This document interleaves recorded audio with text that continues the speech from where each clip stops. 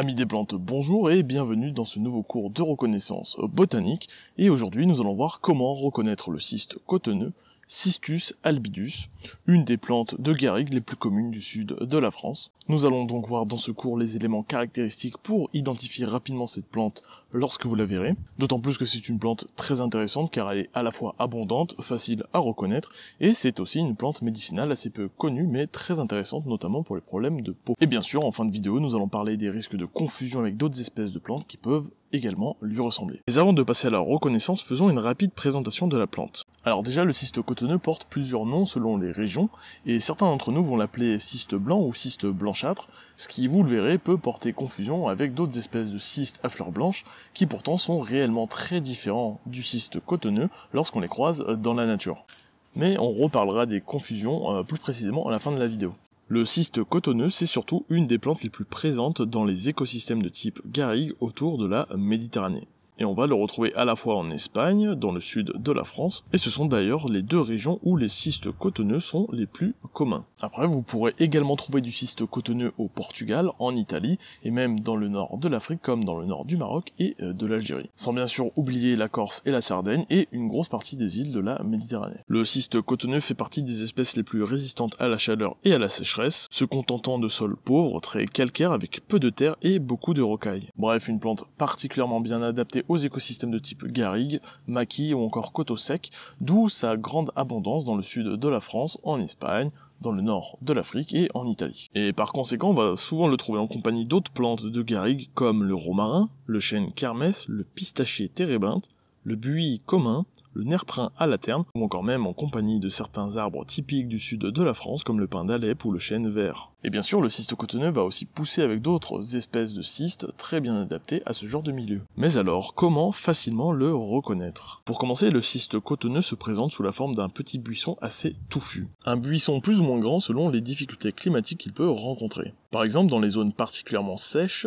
il sera plus petit, ayant par exemple du mal à pousser au-dessus de 50 cm de haut, mais dans les meilleures zones, il peut atteindre jusqu'à 1,2 m de hauteur. D'ailleurs, lorsqu'il se plaît, il peut former alors de véritables populations, pouvant couvrir parfois des centaines de mètres carrés, et en fait, on va d'ailleurs très rarement le trouver isolé, car il se reproduit plutôt facilement dans les milieux secs. D'ailleurs, après de gros incendies, le cyste cotonneux est une des premières espèces à s'installer dans ce nouveau milieu, alors dégradé, où toute la concurrence a été évincée par les flammes.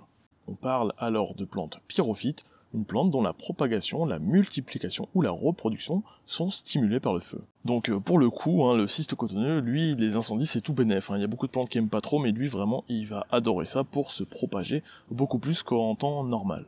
Mais il est temps de passer à la reconnaissance et nous allons nous rapprocher un peu plus du cyste cotonneux pour mieux l'identifier. Et nous allons commencer par son feuillage. Et déjà, ce qu'on peut retenir, c'est le nom de cotonneux. Et en effet, si vous regardez bien, la plante possède un feuillage parsemé de petits poils, des petits poils étoilés formant une sorte de duvet tomenteux assez dense, duvet tomenteux qu'on va à la fois retrouver sur la face supérieure des feuilles, mais aussi sur la face inférieure de ces dernières. Et on comprend donc tout de suite son nom de cyste cotonneux. La forme des feuilles est aussi importante que la pilosité pour l'identifier. Et comme vous le voyez sur ces images, les feuilles du cyste cotonneux sont simples et entières, avec des bords très légèrement denticulés, presque lisses, mais un peu ondulés. Aussi, lors des épisodes de grand vent, vous allez souvent voir du sable et de la poussière coincés entre les poils de la plante. Bien que son feuillage rappelle celui de la sauge officinale, le feuillage du cyste cotonneux ne sent absolument rien. Et en réalité, toute la plante, fleur y compris, est plutôt assez inodore.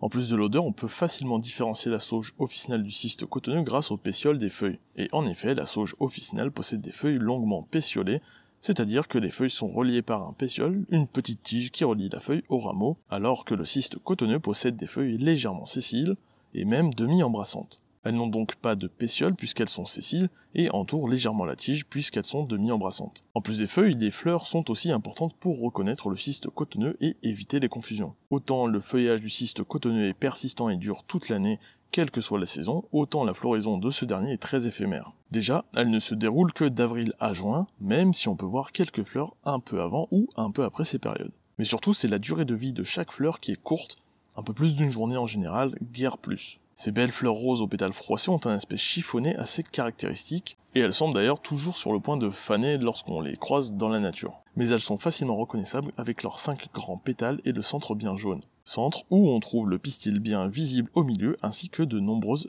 étamines. Ce type d'inflorescence est typique chez les cystacées, la famille à laquelle appartient le cyste cotonneux. Et si vous avez la chance de voir les fleurs du cyste cotonneux éclairer la garrigue de leur rose vif, vous allez voir qu'elles attirent de nombreux insectes.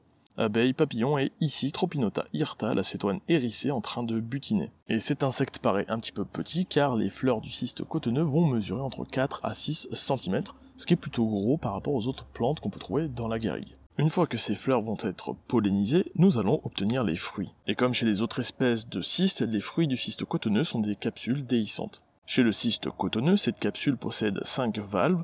C'est lorsque ces valves seront ouvertes que le cyste cotonneux propagera ses nombreuses graines. Ici d'ailleurs, vous pouvez observer de très près une capsule de cyste cotonneux déjà ouverte. Et si vous êtes observateur, vous allez remarquer que chaque valve possède un léger duvet. Duvet qu'on va aussi retrouver sur le pédoncule du fruit, donc la petite tige qui relie le fruit au rameau. Mais maintenant que nous savons à quoi ressemble le cyste cotonneux, nous devons regarder ensemble quelques confusions possibles. Et avec plus de 8000 espèces de plantes présentes en France, les confusions sont inévitables lorsque vous allez vous promener dans la nature, mais certaines sont assez simples à différencier finalement. En France, nous pouvons facilement confondre le cyste cotonneux avec les espèces suivantes.